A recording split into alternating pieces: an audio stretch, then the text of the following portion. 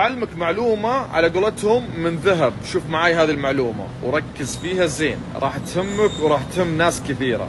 كلنا نشرب المياه الصحية ونشتري لبيوتنا ونشرب من هذه المياه، لكن اللي ما تعرفه من المعلومة ايش سبب موجود الغطا هنا أبيض وهنا أزرق وهنا أخضر وهنا عندنا اللون الأسود وكثير من الألوان الموجودة في العبوة لها مدلول، لكن أنت ما تعرف هذا المدلول. ركز معي. إذا شفت علبة الماي الغطا حقها لون أبيض، يعني مثل الماي اللي عندك في الولف، مفلتر، منزوع منه جميع الأملاح، جميع الأشياء اللي تضر الجسم. هذا بالنسبة للون الأبيض. مثل الماي اللي عندك في البيت منزوع منه جميع الأشياء اللي تضر الصحة والجسم.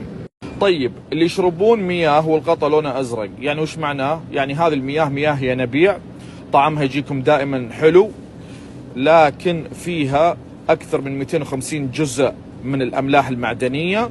لو استمريت عليها وظليت عليها راح تسبب لك مشاكل في الكلى على المدى البعيد.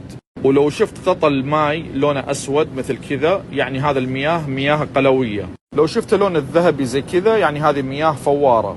ولو شفته باللون الأخضر كذا، يعني هذه المياه مياه براكين، مياه براكين. ولو شفت الماء كذا باللون الأصفر، يعني أعرف أن هذه المياه مضيوف لها فيتامينات، يعني مضيوف لها فيتامينات. إذا شفت علبة الموية الغطا حقها باللون الأحمر، فيها أشياء مثل الفيزي درينك، مثل الصودا أو المشروبات الغازية اللي ما نحب نشربها، فمضرة جدا، لا تشربها. الفيديو هذا يا جماعة الخير لون الغطا حقة الموية له مدلول، يعني يعرفك على نوع الماء اللي انت راح تشربه وتدخله داخل جسمك. فعزيزي المتابع والمشاهد، اعرف وش قاعد تشرب انت، من لون الغطا تعرف انت وش جالس تدخل داخل جسمك. لا تشرب الا ماء صحي مفيد لك ولجسمك. اهتموا بصحتكم وربي يسعدكم. لا يوقف عندك هذا المقطع، خلي الناس كلها تستفاد. السلام عليكم.